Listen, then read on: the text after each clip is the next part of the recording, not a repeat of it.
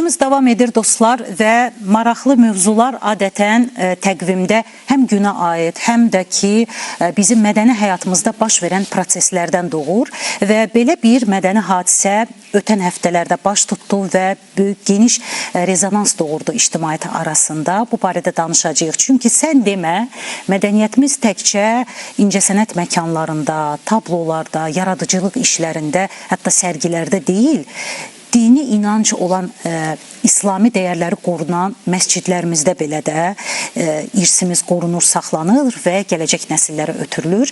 Belə bir maraqlı tədbirlərdən biri ötən günlərdə baş tutdu. Səssiz dualar Zirə Cümə məscidində qorunan mədəni irs adlı sərgidən söhbət gedir əziz tamaşaçılarımız. Qonaqlarımız bu sərgi haqqında ətraflı məlumat verəcəklər. Azərbaycan Milli Xalça Muzeyinin direktoru, əməkdar mədəniyyət işçisi Əminə xanım Məlikova və Zirə Cümə məscidinin dini icmasının sədri Hacı Qədir Nəcəfov studiyamızın qonaqlarıdır. Xoş gəlmişsiniz. Xoş gəlmişsiniz. Sabahınız xeyir. Əminə xanım, əslində maraqlıdır. Milli Xalça Muzeyində bir çox sərgilər olub. Bu sərgilər haqqında gözəl təəssüratlarla biz hər dəfə bölüşmüşük, amma bu sərgi düşünürəm digərlərindən daha fərqlidir. Bu barədə istəyirik ətraflı. Çox sağ olun. Mən salamlayıram sizi, hörmətli tamaşaçılarımızı, həcini.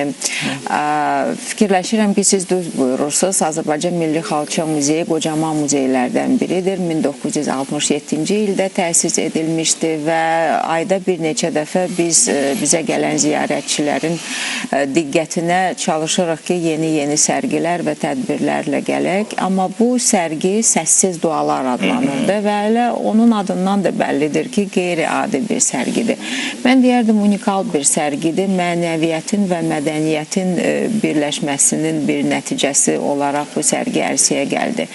Mən biraz qısaca da olsa onun tarixçəsindən danışmaq istərdim. Bu sərginin təşkilatçıları Azərbaycan Respublikasının Mədəniyyət Nazirliyi, Milli Məclisin Mədəniyyət Komitəsi və onun təşəbbüskarı, bu komitənin sədr müavini hörmətli Günay xanım Əfəndiyeva, millət vəkilimiz, bu sərgiyə dəstək Bakı İcra Hakimiyyəti tərəfindən və Bakı şəhəri Həzər rayonu İcra Hakimiyyəti tərəfindən dəstək göründü bu sərgiyə və əlbəttə ki, Zirə qəsəbəsində yerləşən Cümə məscidi başda Hacı Qədir olmaqla bütün əməkdaşlarına təşəkkürümü bildirmək istəyirəm.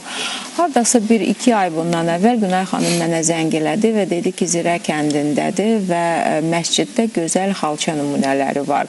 Elə çox keçmədən biz də muzey işçiləri belə bir eşidəndə ki, hardasa maraqlı xalça nümunələri var, ümumiyyətlə bizim milli mədəni irsimizin eksponatları var. Artıq bir neçə saat keçmədən artıq biz məsciddəydik. Əvvəla məscidin tarixi də maraqlıdır. Yəqin ki, Həcı daha ətraflı danışar. Sadəcə bunu deyim ki, məscid özü 16-cı əsrə aiddir və 2016-cı ildə Heydər Əliyev Fondunun təşəbbüsü ilə və Aydın Qurbanov Fondun dəstəyi ilə bu məscid təzədən bərpa edilmişdir və bugün çox gözəl məscidin binası fəaliyyət göstərir və orada çox maraqlı, çox unikal, müxtəlif əsrlərə, müxtəlif regionlarımıza aid olan xalça məmulatlarını biz orada gördük. Hətta sakinlər tərəfindən də təqdim olunan adətən bəli, eksponatlar bizim olub. ümumiyyətlə adət-ənələrimizə aiddir ki, xeyriyyəçilik məqsədi ilə xalçalar əsrlər boyu məscidə verilmişdir. Burada bizim xalqımızın səxavəti var, sevgisi var. Kiminsə ürəyində bəlkə bir niyyət var idi, gözəl bir arzu var idi ki, bu gözəl atalarımızdan, analarımızdan, əcdadlarımızdan evimizdə qorunub saxlanılan bir xalçadır. Biz adətən onu bir xeyriyyəçilik məqsədi ilə məscidə veririk. Digər də bizim ənənələrimiz var. Biz adətən bizə gələn ziyarətçilərə ekskursiya danışanda hər dəfə deyirik ki, hər bir Azərbaycanlı bu dünyaya xalça üzərində gəlir. Bütün həyatımızı biz xalçalar ətrafında keçiririk və son mənzilə də elə xalça üzərində gedirik. Ola bilər ki, bu son mənzilə yola salandan sonra bəzi xalçalar onlar məscid məscidə gəlir, məscidə hədiyyə edilir və əlbəttə ki, muzey işçiləri üçün çox maraqlı bir kolleksiya ortalığa çıxdı. Mən təşəkkürümü bildirirəm Həciyə buradan fürsətdən istifadə edərək ki, orada digər nümunələr də var idi. Çox nadir kitablar, hətta Quran və digər kitablar, mis qablar var idi, palaslar, kilimlər, çoxlu kəlağaylar var idi. Onların bəziləri çox nadir nümunələrdir. Və bu kimi sərgi, onun konsepti də çox xüsusidir, çox gözəl qarşılandı bizə gələn ziyarətçilər tərəfindən. Mən hesab edirəm ki, bu gözəl bir nümunə idi. Mən əminəm ki, bizim digər məscidlərdə də belə gözəl nümunələr var və mən burada bizim din xadimlərimizdən də xahiş etmək istəyərdim ki, əgər hansısa xalça və xalça məmulatları var, mütləq muzeyə müraciət etsinlər. Biz, məsəl üçün, bu xalçaları 50-dən çox eksponat var idi. Mən onlara muzey dilində eksponat deyirəm. Bu məscidə məxsus olan inventardır təbii ki. Amma biz bəzi xalçaları biraz konservasiya elədik, bacardığımız qədər, bir qədər bərpa elədik. Ona görə mən hərdən fikirləşirəm, indi biz, mənim nəslimdən olan insanların yadındadır. Biz hələ uşaq ikən, hansısa məscidə gedəndə onun döşəməsində müxtəlif formalı xalçalar var idi. Sonra artıq müstəqil illərdə Azərbaycanda çoxlu məscidlər bərpa olundu və artıq ola bilər ki, böyük xalçalar, indi biz onlara həcminə görə xalı deyirik, bəzi məscidləri indi böyük xalılar bəzəyir və mən özümə hərdən sual verirəm ki, o kiçik həcmli xalçalar hardadır? Və yenə də çox vacib bir məqamdır ki, muzey, bizim muzeyimizin nəzdində bərpa və konservasiya şöbəsi fəaliyyət göstərir. Azərbaycan xalçası tam orqanik bir məhsuldur. Çünki o təbii otlardan, deməli, ərsəyə gələn boyalarla boyulur və ona görə onun qorunması ki, çox vacibdir ki, bu xalça bir neçə 100 il qala bilər. Ona görə nə xoş oldu bizə ki, biz bu zəngin kolleksiyanı biz inspeksiya elədik, biz onu bir qədər konservasiya etdik, bəzi nümunələri biz ziyarətçilərə təqdim etdik və onları qaytardıq məscidə ki, ola bilər ki, başqa bizim gələcəkdə də olan layihələrimizdə mütləq bu nadir nümunələri biz insanlara göstərək. Hər şey Zirə məscidindən başladı və Əminə xanımın dediyi kimi də növbəti məscidlərdə bu iş davam etdiriləcək. Hacı, yaxşı bir nüansa toxundu Əminə xanım. Dedi, biz xalça üzərində dünyaya göz açırıq, uşaqlığımız xalça üzərində keçir və xalça üzərində dünyanı tərk edirik. Amma İslami dəyərlər həm də bizim milli mənəviyyatımızın bir parçasıdır. Biz ibadət edəndə də xalça üzərində edirik. Evimizin ən yuxarı başında, ən yuxarı köşkündə belə xalça qoruyub saxlayırıq. Demək ki, nə qədər mənəviyyatımızda xalça önəmlidirsə, İslami dəyərlərdə bir o qədər də xalça əzizdir. İstərdik söhbətimizə siz də qoşulasınız. Mən salamlayıram hər bir kəsi. Çox hörmətli Əminə xanımdır ki, bizə çox bu günlərdə, sərgi günlərində isti münasibət bəsləyib öz kollektivləri ilə və əziz, çox dəyərli tamaşaçıları səhər salamlayıram. Hər kəsin işi uğurlu olsun inşallah. Belə düşünürəm ki, çox qədim dövrlərdən insanlar bir-birlərinə daha isti, daha doğma münasibət bəsləyirlər və bu isti münasibəti öz yaradanları ilə öz aralarında qura bilirdilər və eyni zamanda ailələrdə, nəsillərdə, xalqlarda bu çox güclü inkişaf etməli idi ki, onlar özlərini qorumaqdan ötəri. Və insanlar onların doğmalarının xatirələrini çox məsuliyyətli şəkildə saxlayırlar. Çünki hal-hazırdakı dövrümüzdə insanlar foto üzərindən, video üzərindən öz həyatlarını xatirəyə çevirə bilirlər.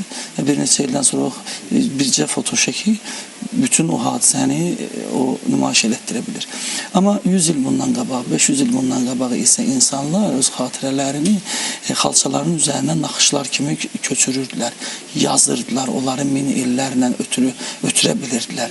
Yəni o ornamentlərdə olan hisslər, o xalçanı toxuyan əllər sonradan gələcək nəsillər üçün çox müqəddəs bir nemətə, bir əşyaya çevrilirdi.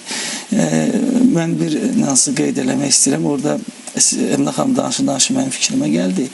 Sırağa gün orada sərgi zamanı bir nəfər mənə dedi ki, tutalım ki, bu xalçalar məscidə iyanə edilib, hədiyyə edilib. Xurcunlar necə olub məscidə gəlib çıxıb? Məfrəşlər necə olub gəlib məscidə çıxıb? Orada Şirvan, Qarabağ məktəbinə aid xovlu, xovsuz, qotazlı belə xurcunlar var idi bizdə sərgidə.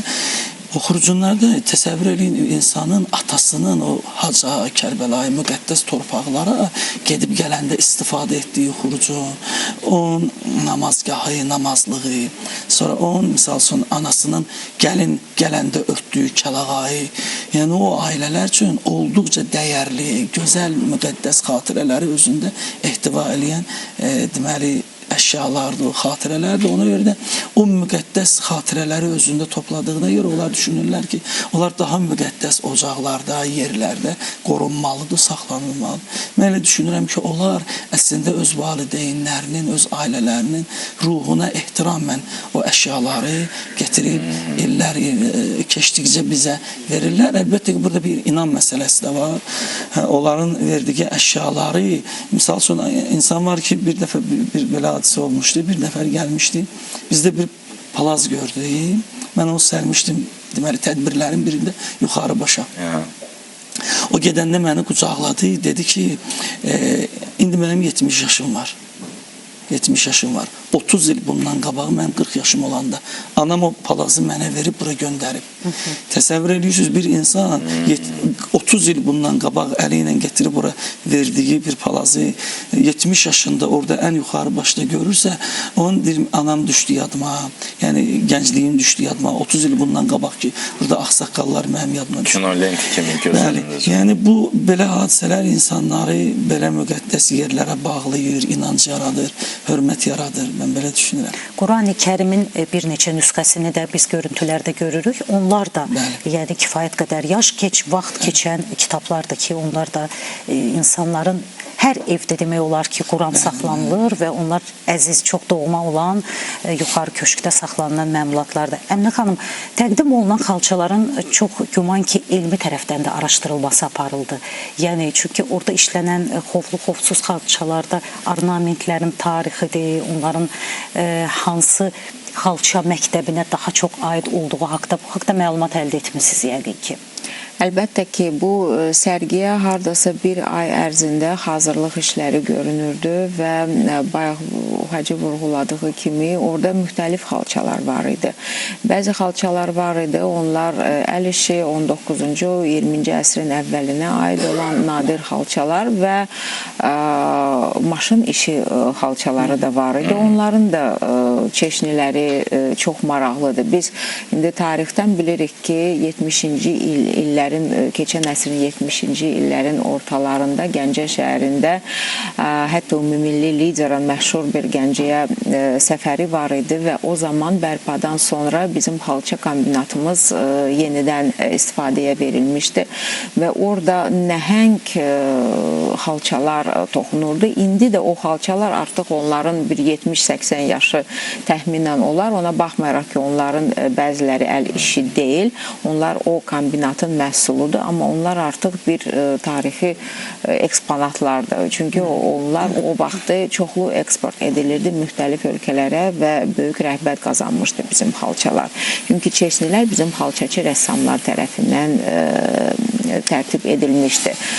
Hardasa bir 20-25 yaxın o yəqin ki o Gəncədə istifadə verilmiş kombinatın məhsulları idi. Digər xalçalar isə Qarabağ xalçaları var idi, Şirvan, bəli, Şirvan xalçaları var idi, kilimlər, çox unikal iki xurcun var idi.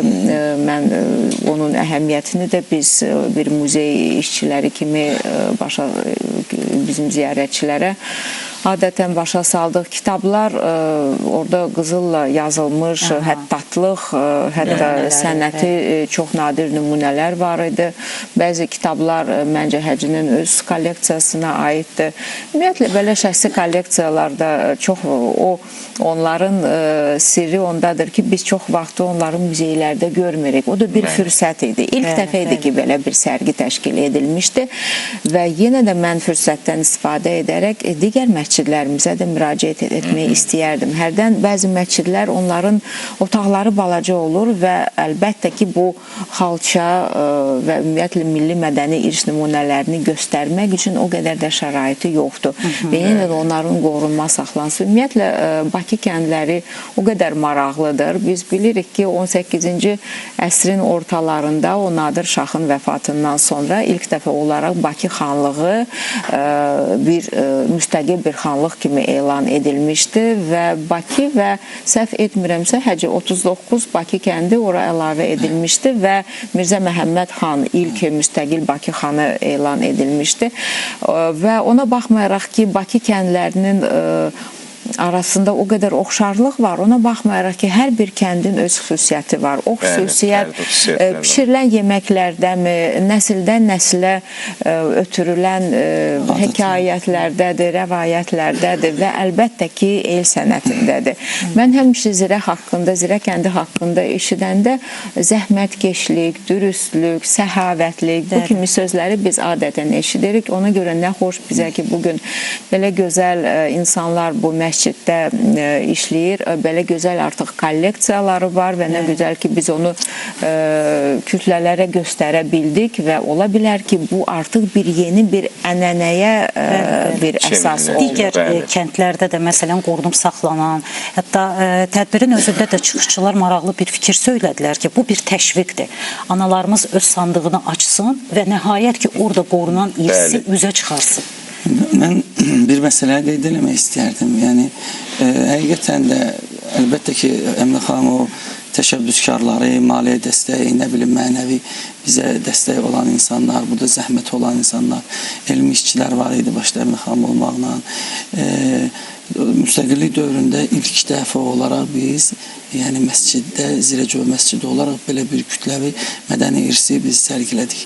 Yəni 30-35-36 ildə artıq biz müstəqil dövlətik və bizdə iqtisadiyyat, sosial məsələlər, nə bilim, bütün sahələrdə böyük inkişaf var. Çox-çox Allaha şükür olsun ki, bizim torpaqlarımız işğaldan azad olundu. Ölkə başçısı bizim güclü ordumuz və xalqın həmrəyliyi. Yəni bir paraşlar var ki, mən düşünürəm ki, bundan sonra da onlar həyata keçirilməlidir bütün dünya ölkələrinə. Bizim danışmağa sözümüz də var, göstərməyə milli mənəvi dəyərlərimiz, miskərliyimiz, xalçaçılığımız, memarlığımız, nə bilim, kəlağayı sahəsində bizim göstərməyə sözümüz də var, eksponatlar da var, dəyərlərimiz də var. Yəni, bu bir ilk olaraq ki, biz bunu təqdim elədik. Mən düşünürəm ki, əlbəttə ki, bütün dini icmalar, məscidlər öz balanslarında olan, öz əllərində olan çox biz nadir əl yazmaları təqdim elədik. Təkcə Quranlar yox. Əlbəttə ki, məscid dini ibadət yerdə orada Quranların olması təbiidir. Onun ilə yanaşı biz Dilriş, Dəxil, Dilsuz, Şəhriyarın mən əski əlifbada divanı var idi, mən qoruyurdum.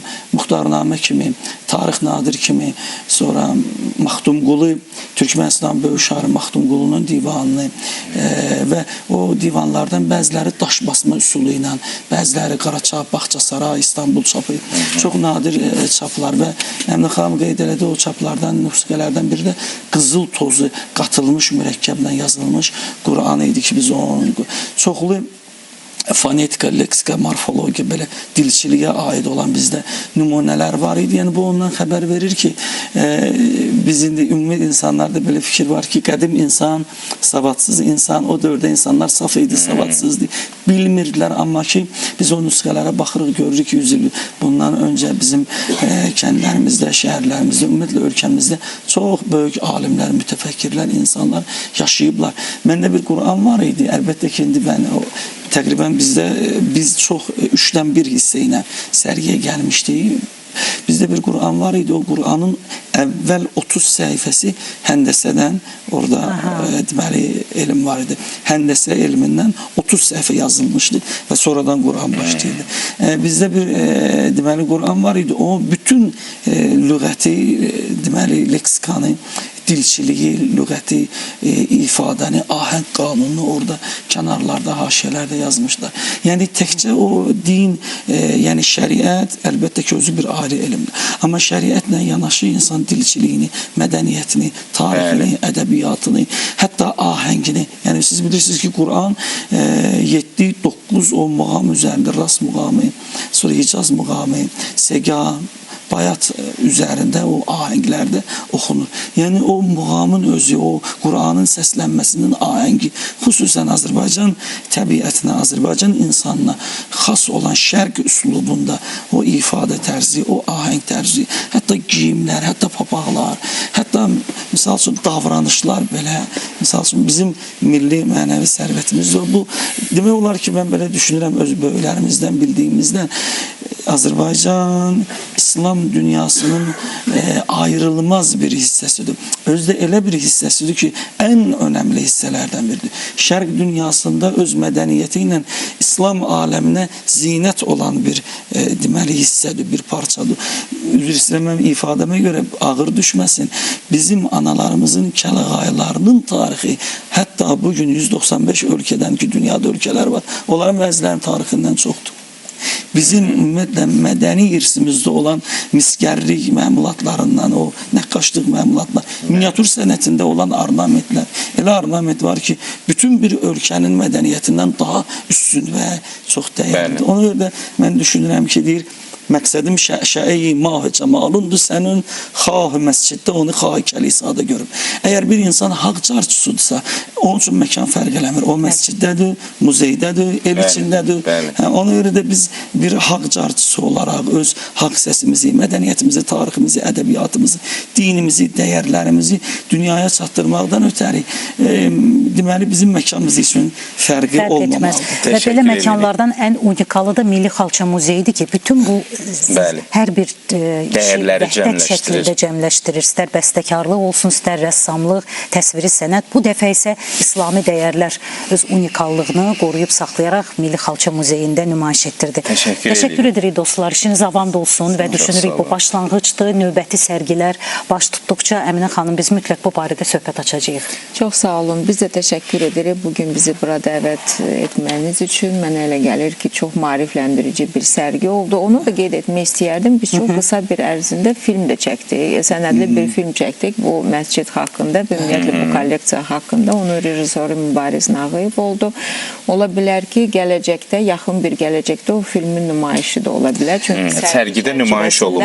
Qısa fraqmentləri nümayiş olundu. Orada çox maraqlı sakinlərin danışıqları var. Hətta bir sakinin 90 neçə yaşı var idi. O da maraqlı əhvalatlar. 30 il bundan öncə məscidin o təsərrüfat işlərinə nəzarət etmiş bir insanı biz orada dindirdik, filmdə çəkdirdik. Mən çox təşəkkür edirəm Əminə xanıma. Yəni bu bir başlanğıc idi və biz artıq daha 3 muzeydən və ensiklopediya mərkəzindən Milli Akademiyada və bir neçə deməli mərkəzlərlə danışıqlar aparırıq. Artıq bu sərgimizi, çünki bizdə Özbəkistan, Türkmənistan, Hollandiya, İran, Türkiyə, İraq, Səudiyyə Ərəbistanı və bu ölkələr İslami və Qərb ölkələrinə aid müəyyən eksponatlar var. İnşallah biz hətta səfirliklərdən gələn sərgilərdə mütləq biz də iştirak eləməyə çalışacağıq. Təşəkkür edirəm.